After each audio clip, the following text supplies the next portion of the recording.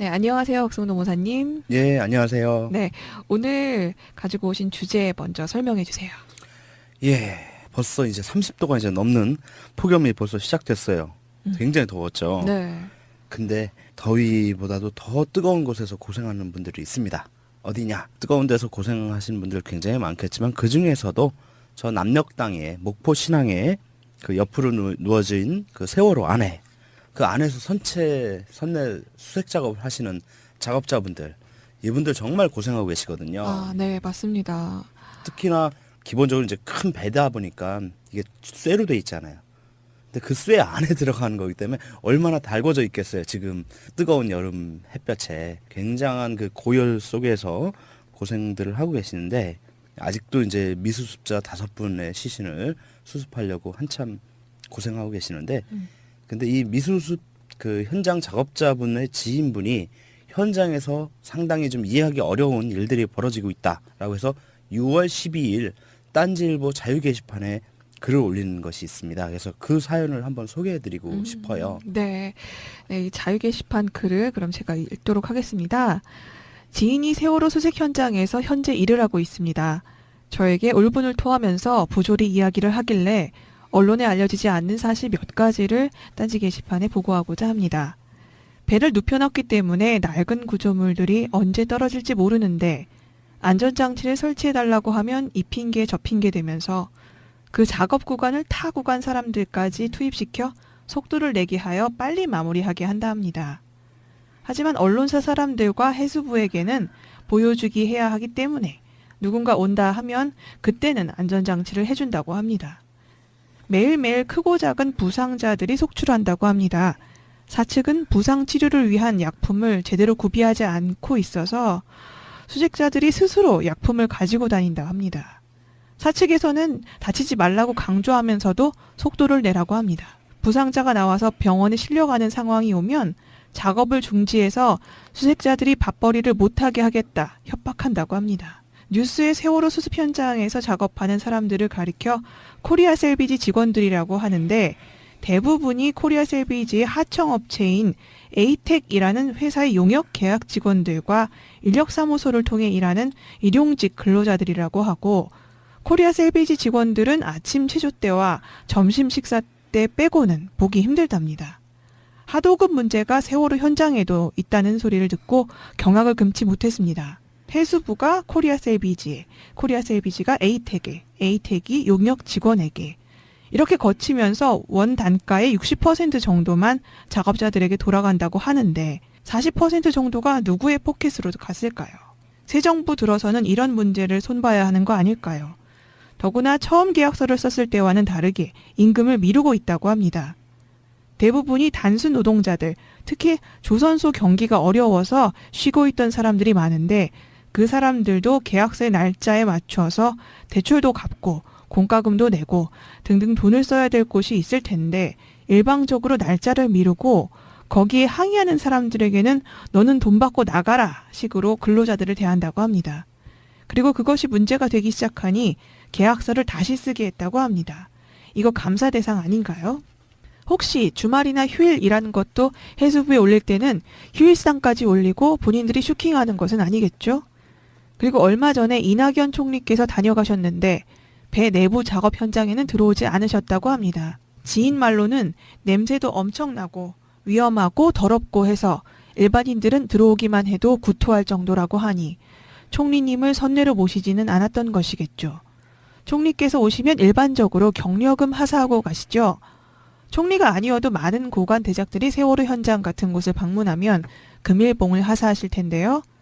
받은 금일봉으로 빵을 돌렸답니다. 실제 수습 작업에 투입되는 사람이 100명 정도 된다는데 빵을 돌렸대요. 빵도 제과점에서 만든 빵이 아닌 공장에서 흔히 나눠주는 단가 300원, 400원짜리 빵을 음료수도 없이 그 더운 날 빵만 돌렸대요.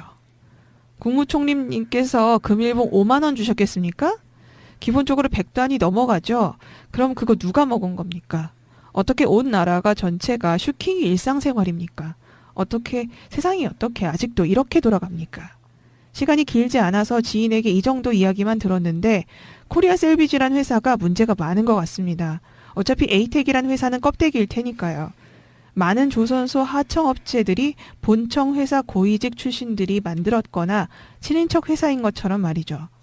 더욱 빨리 남은 5명의 유해도 수습되기 바람과 동시에 악덕업체의 갑질 및 진상 듣고 나니 참 우울해지네요. 정말 우울해지네요. 그렇죠. 느낌 어떠셨어요? 읽어보시면서. 이거 분명히 뭔가 있는데요, 진짜. 와. 그렇죠. 굉장히 그 일반인이 그냥 상식적으로만 봐도 그 열받음이 많이 좀 느껴지는 그런 그 고발성의 글이었습니다. 물론 뭐 지인의 말을 옮긴 것이기 때문에 뭐 100%다 맞다. 이것이 진실이다. 이렇게 단언할 수는 없겠죠. 하지만 근데 이런 일이 워낙에 비일비재하잖아요. 뭐 현재 한국에서는 거의, 우리나라에서 그래서 얼마든지 뭐 상상도 갈 수 있겠죠. 네, 거짓말이거나 이거를 지어냈다거나 하지는 않으셨을 것 같아요, 분명히. 예, 적어도 이것이 뭐 완전한 허구다, 완전히 거짓말이다 이렇게 치부하기에는 좀 어렵지 않을까 싶습니다. 보통 이런 식으로 하청의 재하청 작업이 이루어지는 곳들이 굉장히 많잖아요.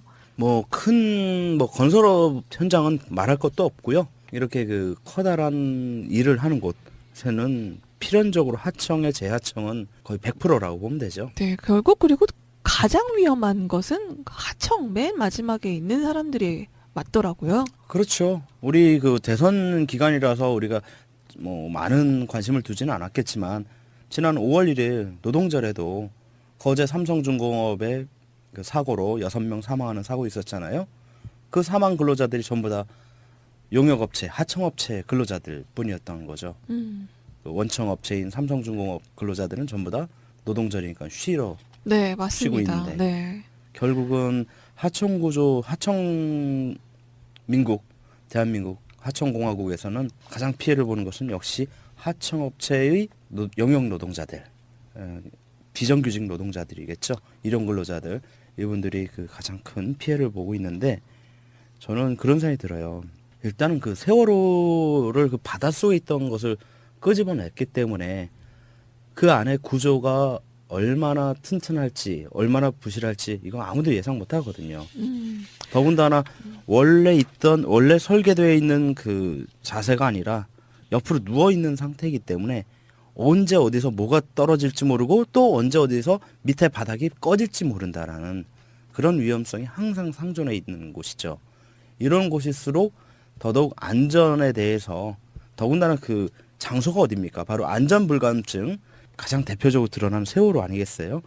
그곳에서 또다시 안전불감증이 그대로 재현되고 있다. 결국은 정부가 바뀌었는데도 아직까지도 바뀌지 않은 부분이 있다라는 것을 민낯을 그대로 드러내 보여주는 것이라고 볼 수 있죠.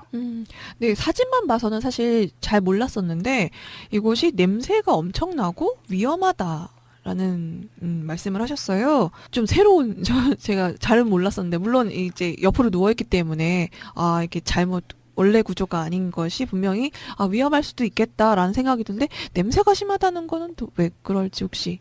이유는 여러 가지가 있을 수 있겠습니다만 아무래도 이제 3년 동안 깊은 바닷속에 빠져 있었잖아요. 그럼 그 안에 많은 그 퇴적물들, 뻘들 이런 것들이 있었겠죠. 이것들이 이제 바닷물 속에 있을 때는 냄새가 안 나겠지만 이제 지상으로 올라와서 건조되면서 그 동안에 이제 그 안에 있는 수많은 미생물들, 눈으로도 보이지 않는 미생물들의 사체들을 썩어가는 그 냄새들이 엄청나겠죠. 그렇구나. 그리고 이제 그 원래 세월호에 선적되어 있던 수많은 음식들 그런 것들도 엄청 많이 썩어 갔겠고요. 그러다 보니까 거기다 또 뭐 수초니 이런 것들 뻘들 네. 다 합쳐지면은 냄새들이 엄청나게 심합니다. 더군다나 그랬겠네요. 굉장히 덥잖아요. 그 실내 내부 온도는 우리 외부가 지금 30도 넘어도 좀 덥다고 하는데 쇳덩어리 안에 들어가 보면 40도를 넘어갑니다. 네, 기본적으로. 앞으로도 이제 여름 다가오고 점점 온도가 올라갈 텐데 좀 걱정입니다. 그러면 이분이 게시판에 올리신 글 가지고 노동법적으로 본 현장의 문제점 한번 짚어주시죠. 일단 가장 첫 번째로 눈에 띄고 가장 큰 문제가 되고 가장 공분을 사는 부분이라고 보여집니다. 안전장치의 미비 이 부분입니다. 이게 뭐 로봇가 들어가서 작업을 하는 것도 아니고 더군다나 사람이 들어갈 수밖에 없는 것이 미수습자의 유해를 조금이라도 손상 없이 갖고 나와야 되기 때문에 수습해야 되기 때문에 사람이 결국 들어가서 조심조심 작업을 해야 된단 말이죠.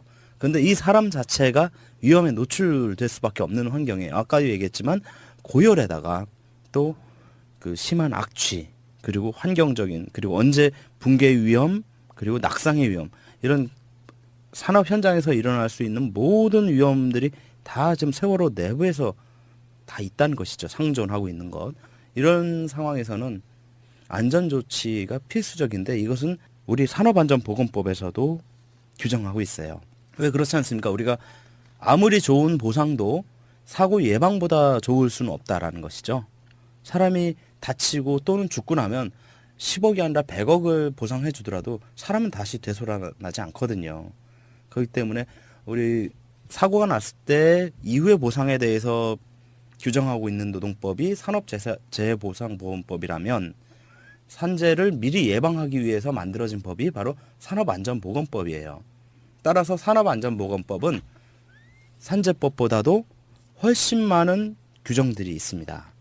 그리고 산재법하고는 달리 처벌 규정들이 많고 그 처벌의 수위가 어마어마하게 높습니다.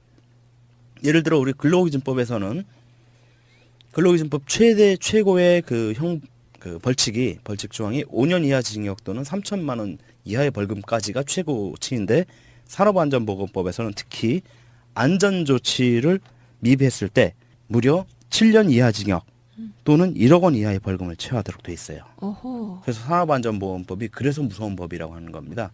실제로 사고 현장에서 특히나 사망자가 일어나면은 그 사망자 일어난 사고에 대해서 사업주가 안전조치를 미비했을 때는 사업주를 구속시킬 수 있고 그 사업주는 최대 7년까지도 징역형을 살 수가 있는 부분이에요.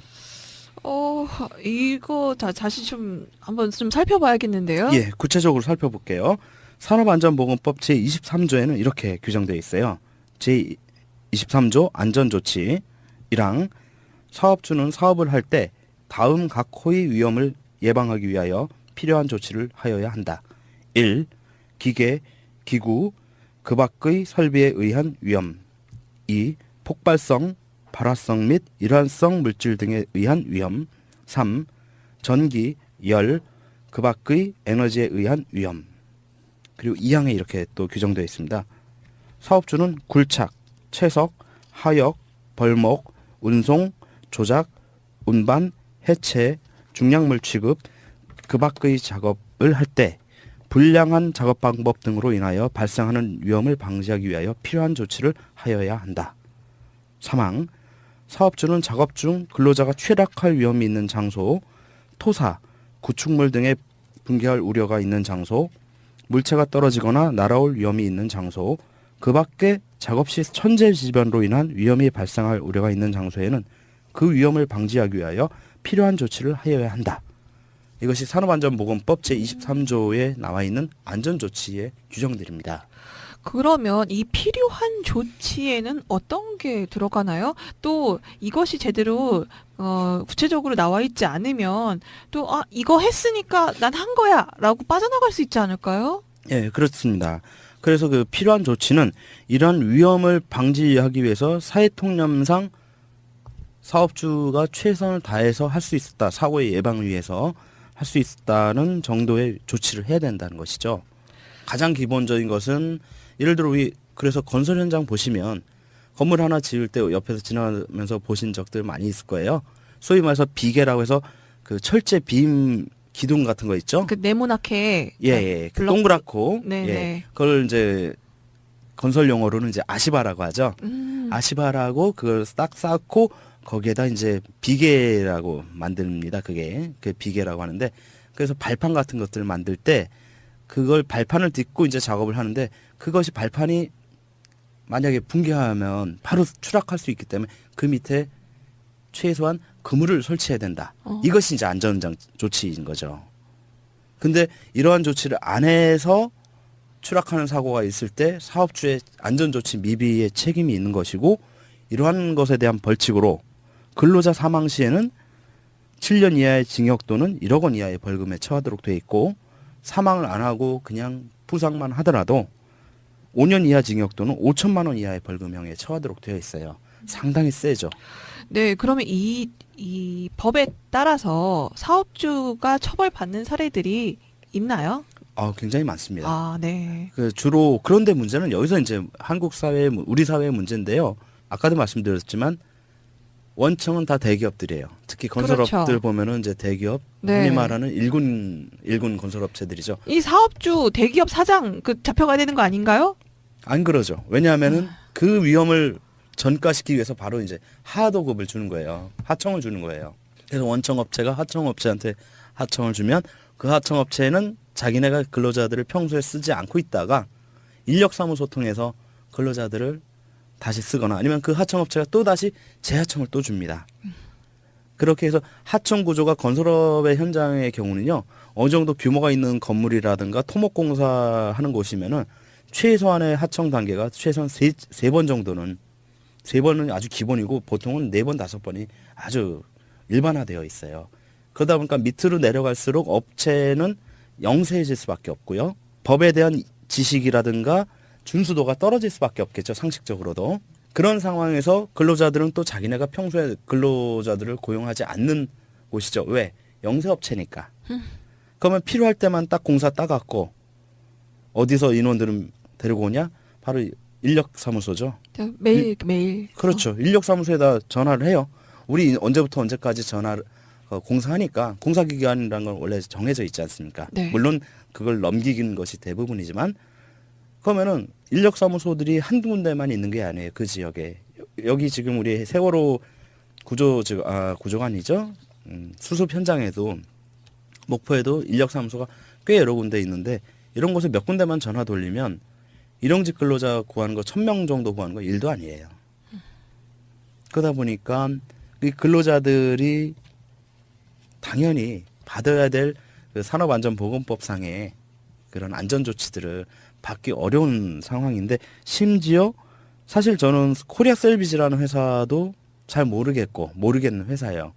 심지어는 그래서 코리아 셀비지의 홈페이지를 찾아보려고 했는데 나오지가 않습니다. 어머. 굉장히 이런 그 코리아 셀비지라는 회사가 과연 이게 제대로 일을 하던 곳인가라는 생각도 들 뿐만 아니라 코리아 셀비지가 하청을 준 에이텍은 그렇다면 오죽하겠습니까? 라는 생각이 들더라고요. 과연 이런 곳에서 얼마나 이런 산업안전보건법상의 안전조치를 취했겠는가 싶고 거기다 더 가관인 것은 다치지 말라고 얘기를 하면서 빨리는 해야 된다. 예, 빨리는 해라. 그리고 약품도 일단 다쳤을 때 기본적인 응급처치 키트도 준비를 안 해주고 작업자들 개개인이 준비해야 된다는 얘기예요. 그러니까 다치면 네 손해인 거고, 그러니까 네가 혼자 실수한 거다. 우리는 책임 없다. 이런 식으로 비켜가는 그런 모양새인데요. 정말 그 안전불감증, 정말 대표적인 세월호 사건에서도 이런 문제가 계속 일어나고 있다는 사실이 정말 어이가 없습니다. 물론 근데 지금 철도 공사에서도 얼마 전에 강원대역에서 입판 작업하시다가 예. 사망하신 이제 조합원이 계시고 또 얼마 전에도 의정부역에서 감전 예. 사고로 해서 팔에 심각한 화상을 입으셨다라는 사고도 있었습니다. 이것도 다 완벽하게 어쨌든 안전하기 위한 필요한 조치가 이제 이루어지지 못했던 부분이 분명히 있어서 이런 사고가 난 것이고 그래서 노동부에서 처음으로 작업 중지 예, 를 그렇죠. 명령을 내렸는데요. 이 사업주가 그러면은 철도공사 사장 아닌가요? 그럼 잡아가야 되는 거 아닌가? 그렇죠. 네. 근데 문제는 그거예요. 안전불감증, 결국은 안전에 대한 그 철저한 예방책을 안 해놨다라는 것은 무엇과 직결되냐? 결국은 네. 돈이에요. 돈 때문에 안전을 등한시하는 거예요. 안전이 중요하다는 거 이 사람들 모르는 거 아닙니다.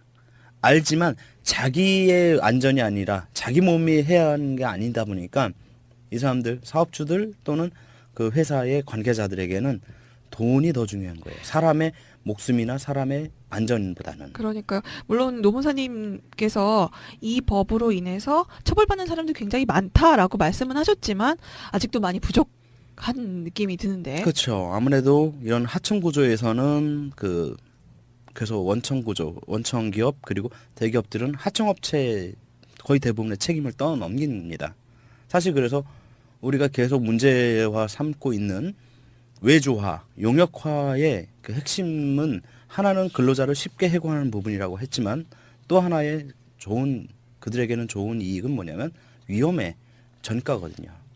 이 부분에 있어서 돈도 절약하지만 위험을 전가한다라는 것이 그들에겐 굉장히 큰 매력적인 것이기 때문에 외주화가 계속 이루어지는 것이죠. 네, 결국엔 그 게시판에 올려주신 이 글, 이것도 시정이 되기 위해서는 결국 하도급, 파견 이 제도가 뭔가 바로 잡히지 않으면 수정되기가 어려운 그렇죠. 문제인 것 같다는 생각이 듭니다. 네, 그리고 결국은 그 원청업체의 대표자에 대한 직접적인 형사 책임을 반드시 묻는 일정 정도 이상의 규모의 건설공사라든가 아니면 일정 정도 이상의 중대한 재해, 사망자가 발생하는 이런 재해에 대해서는 원칙적으로 대표이사에 대한 형사 책임을 반드시 묻는 그런 구조로 가지 않고서는 이런 일은 뭐 문재인 정부가 아니라 문재인 정부 이상의 정부가 도래하더라도 여전히 또 반복되지 않겠나 이런 좀 생각이 들고요.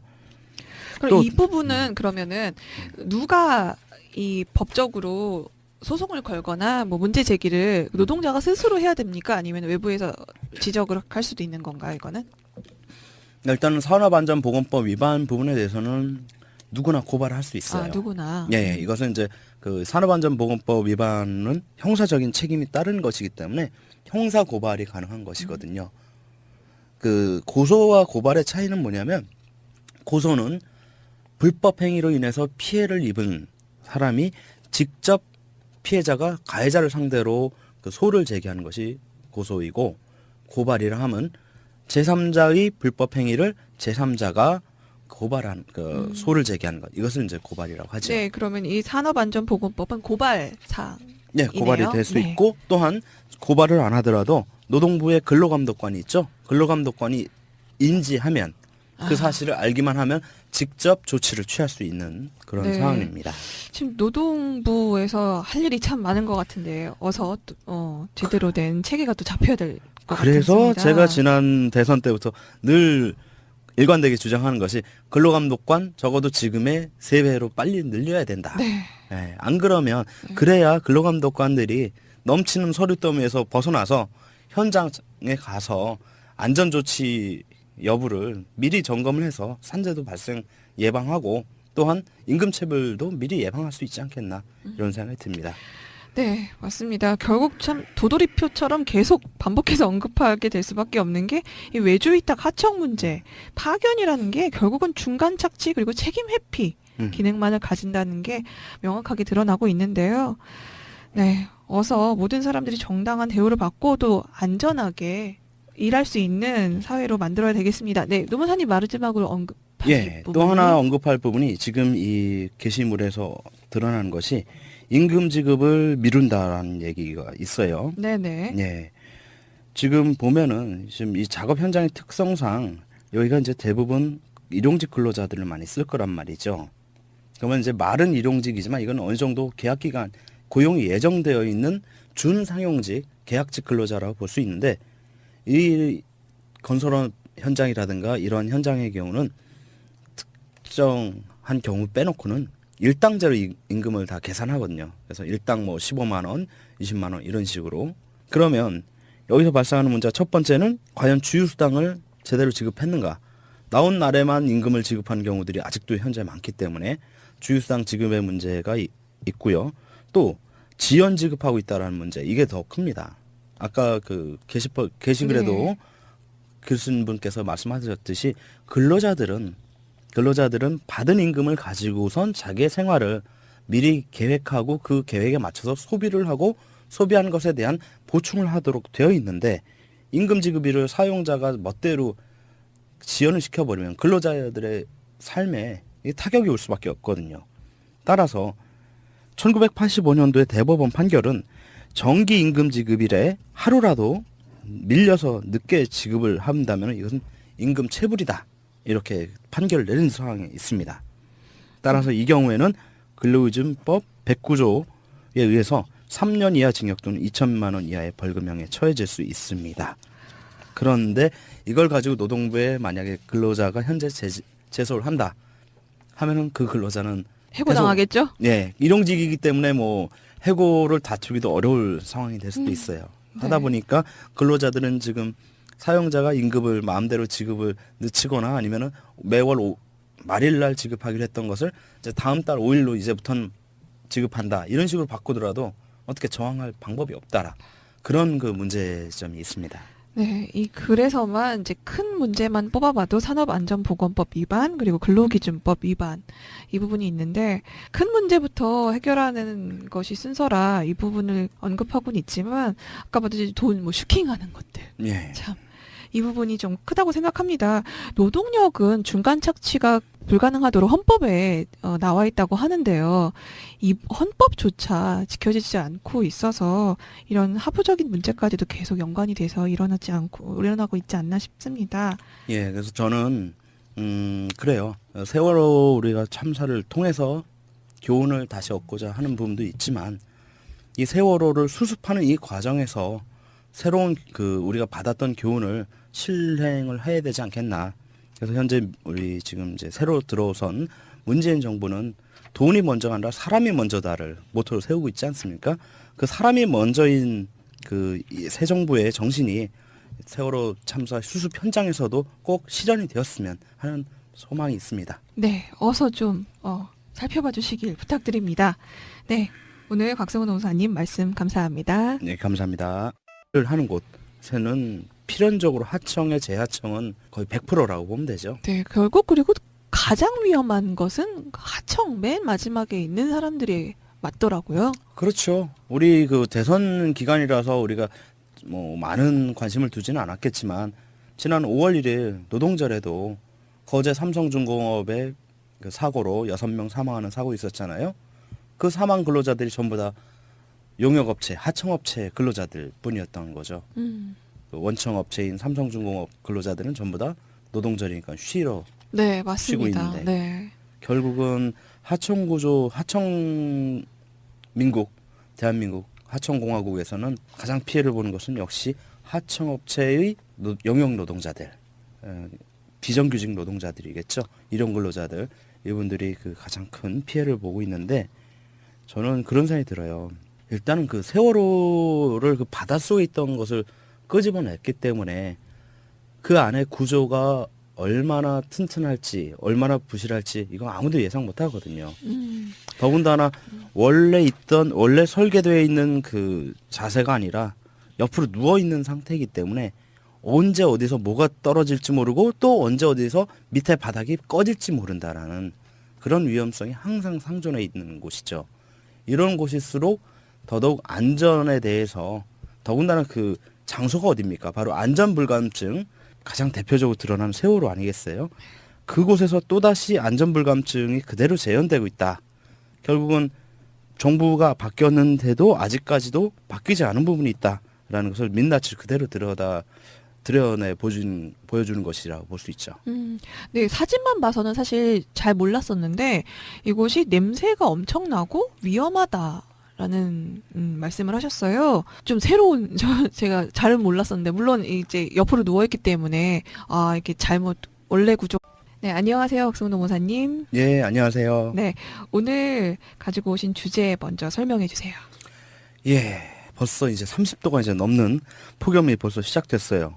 굉장히 더웠죠. 네. 근데 더위보다도 더 뜨거운 곳에서 고생하는 분들이 있습니다.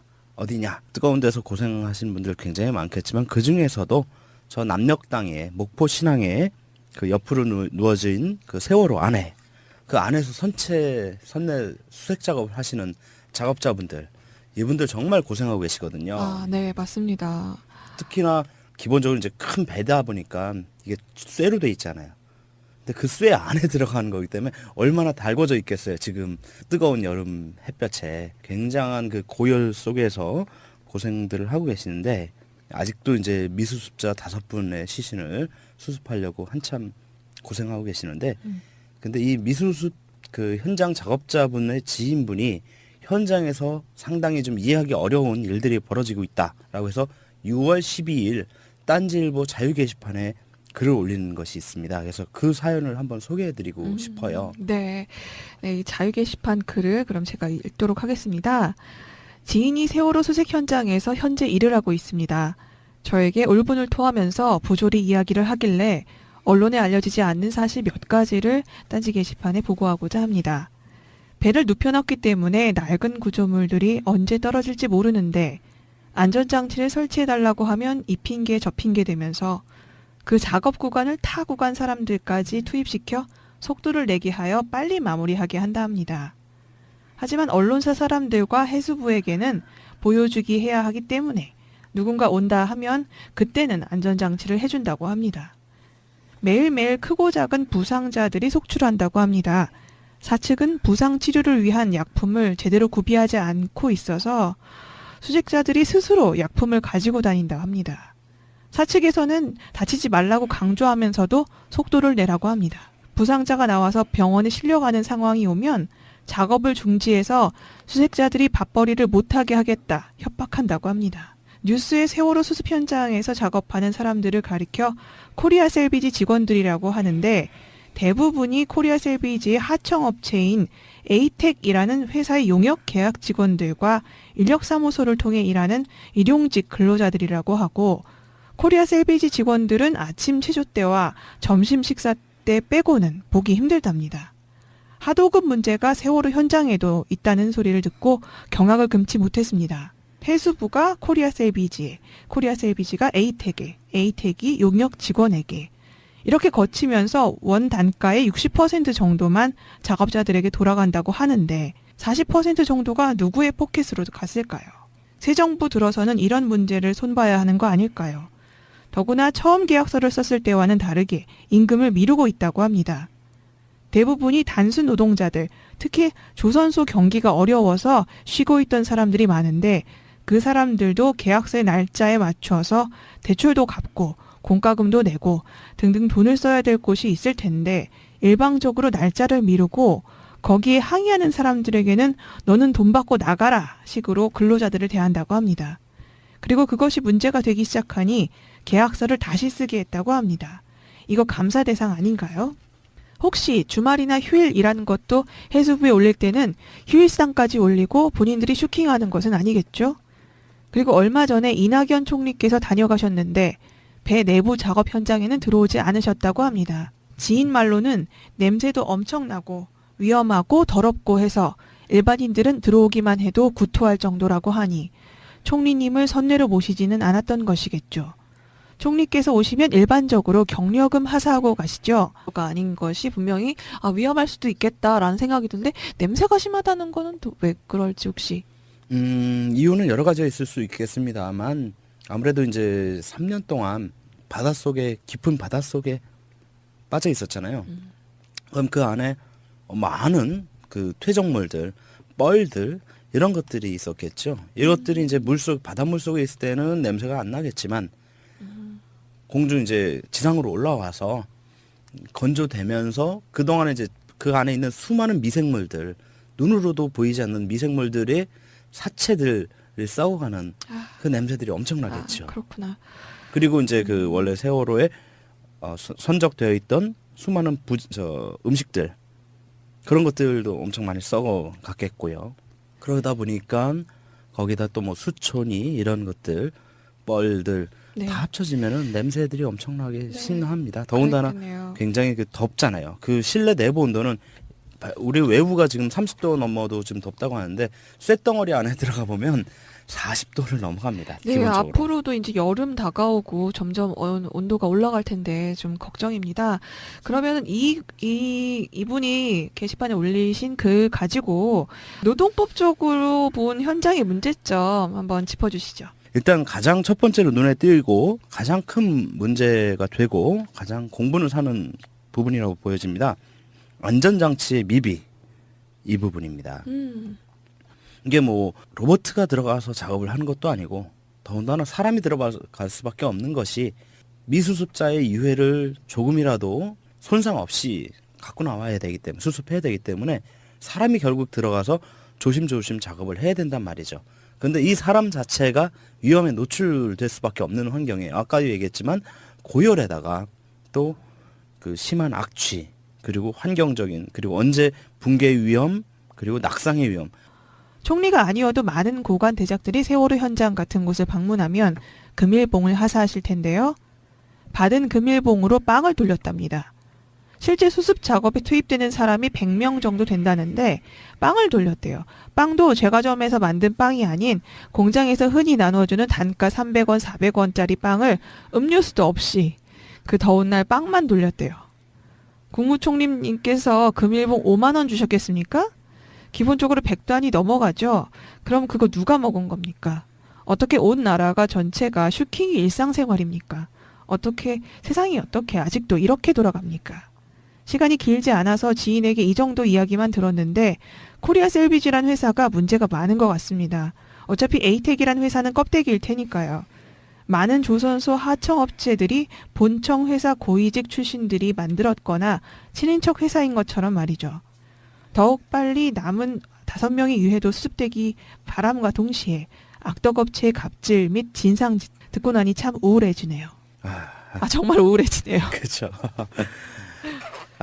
느낌 어떠셨어요? 읽어보시면서. 이거 분명히 뭔가 있는데요, 진짜. 와. 그렇죠. 굉장히 그 일반인이 그냥 상식적으로만 봐도 그 열받음이 많이 좀 느껴지는 그런 그 고발성의 글이었습니다. 물론 뭐 지인의 말을 옮긴 것이기 때문에 뭐 100%다 맞다. 이것이 진실이다. 이렇게 단언할 수는 없겠죠. 하지만 근데 이런 일이 워낙에 비일비재하잖아요. 뭐 현재 한국에서는 거의, 우리나라에서 그래서 얼마든지 뭐 상상도 갈 수 있겠죠. 네, 거짓말이거나 이거를 지어냈다거나 하지는 않으셨을 것 같아요, 분명히. 예, 적어도 이것이 뭐 완전한 허구다. 완전히 거짓말이다. 이렇게 치부하기에는 좀 어렵지 않을까 싶습니다. 보통 이런 식으로 하청의 재하청 작업이 이루어지는 곳들이 굉장히 많잖아요. 뭐 큰 뭐 건설업 현장은 말할 것도 없고요. 이렇게 그 커다란 일